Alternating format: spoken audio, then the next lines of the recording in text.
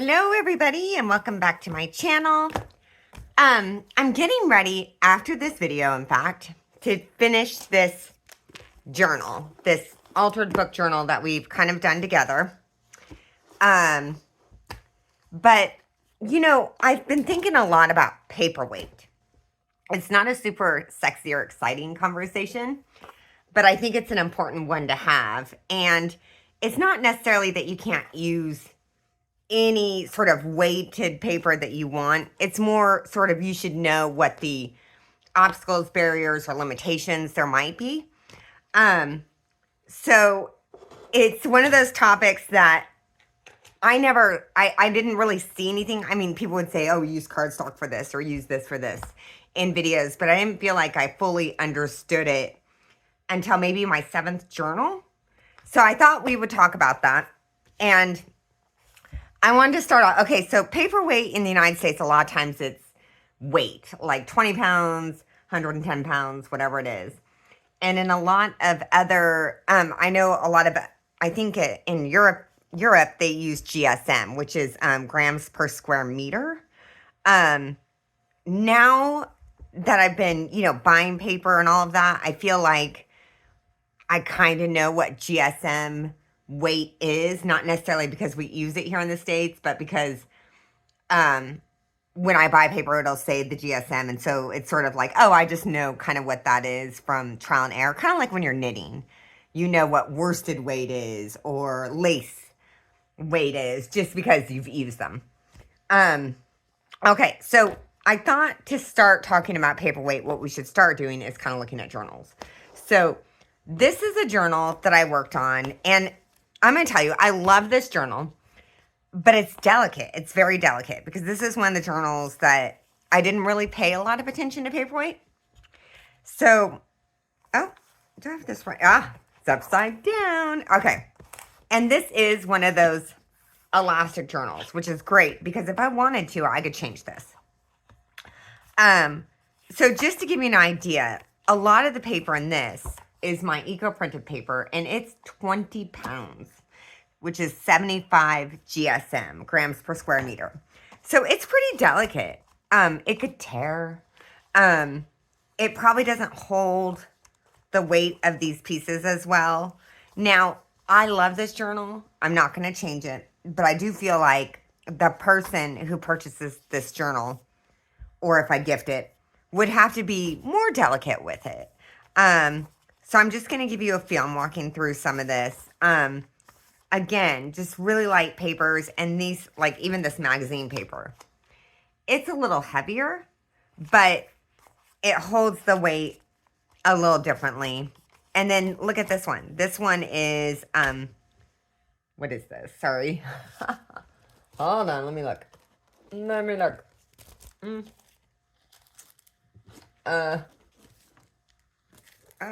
Here we go. This is 160 GSM. So it's much thicker. So really what I just wanted to share with you is sort of when you're attaching ephemera or embellishments, sometimes it's easier to attach them to thicker paper. Now, I break all the rules on everything because I don't really like rules, to be honest. I kind of like having fun, enjoying it. And honestly, when I was a jeweler, there were all these rules that we broke all the time because we didn't know we were breaking a rule. Like, people would say, oh, you can't, that can't be done. And in fact, my assistant, who was my best friend at the time, she would constantly do things and they'd be like, how did you do that? That's like impossible. And she was like, I didn't know it was impossible. So, anyway, so I'm just giving you a feel of these different paperweights. Now, on some of these papers, one of the things I did to reinforce was putting these edges on. And I love that to sort of reinforce edges of paper. This is kind of a little cheat that works for you. Let me see. Do I have any more in here? Yeah. So, and this one is much thicker. So this one I doubled up, which you can do. You could just glue 2 pieces of paper together and make it heavier that way. It's not my favorite way. I find it to be a pain, but it works. This one, folds out. And so instead of using washi here, I used old paper. And that's how I glued those together to get a flip out. So just kind of getting a feel for paper. Like, okay, this one, I can feel the weight of this piece in there. Now, when I take this out, it's fine. Okay, so that's that. Let me see. Okay, let me show you a different one. This is a journal. I just love this journal. I don't know why I haven't finished it yet. Maybe because secretly I want to keep it. This has got a mix of weights as well. But like this is cardstock. So, and then I fit in some of these lighter papers. But when I did the lighter papers, 20 pound, which is about 75 GSM, I did smaller embellishments on it. Or smaller pieces. And that way, look, it can carry that weight all day long. This music sheet was really lightweight, so I added a complete piece on this side to give it some weight. And that way it can carry these. So it doubles as a tuck and sort of reinforcing the weight of this so it's not going to tear. So on these lighter pieces, rather than doing big old embellishments or additions, I just did smaller pieces. And this is cardstock, okay? And that just carries the weight on this journal a little better. Look at this one. Okay, this is just an index card. Let's see, do we have... Yeah, again, just small embellishments when I had this lighter weight paper. And I really felt like this journal feels a little... Now, obviously, it's not done. But it feels like I don't have to be as... It's not as fragile. It feels like I could probably kind of just, you know, go through these pages. I'm not worried about tearing. Whereas this journal, which I think part of its beauty is its delicacy, but it feels delicate when I'm trying it. It feels like something old and loved and like I should be, you know, loving with it. Does that make sense? Okay. And let's see. I think, oh, okay. This is the last journal that I was going to show you. And this is kind of where I have changed. So I've stopped using 20-pound paper and gone to 32-pound paper. One, with my eco prints, I feel like after they're dyed, it's just this really, like, it feels really good to me. This feels like paper that I can almost do anything with. So that's the direction I've been moving. And I would still, I mean, if you wanted, you could still add your scrapbook paper and your maps. This is going to be a fully hand-dyed paper book.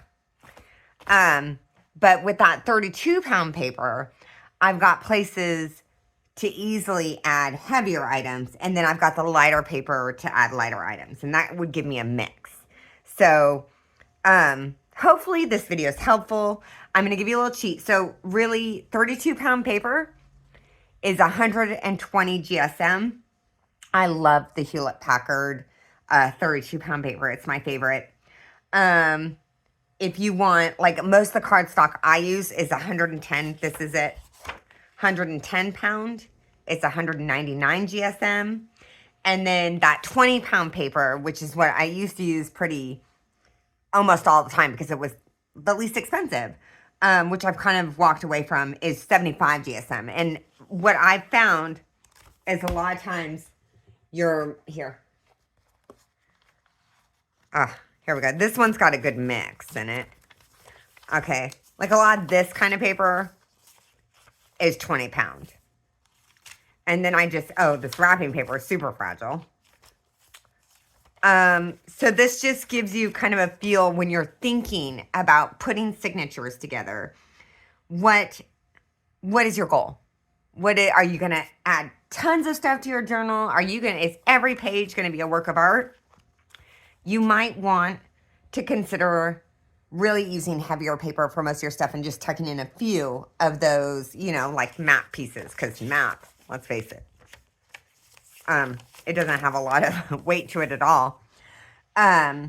Or is it going to be something that, like this one, my intention with this one is, well, this is 32 pound and 110 pound mix of papers, but this was going to be mostly a writing journal. Now my intention with these is to sell these with enough paper in them, or, well, just enough so that if somebody wants to do a junk journal, they can. If they wanted to add a bunch of stuff to this, they could. If they didn't, it's just got enough pages. It's got, I think, 80 pages. So enough just to write for as a journal.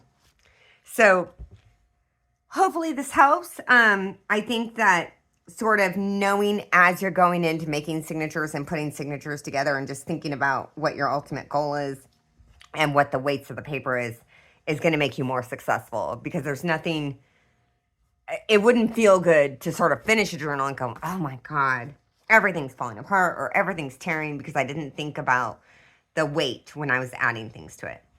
Okay. If you like this video, please hit like and subscribe or give it a thumbs up.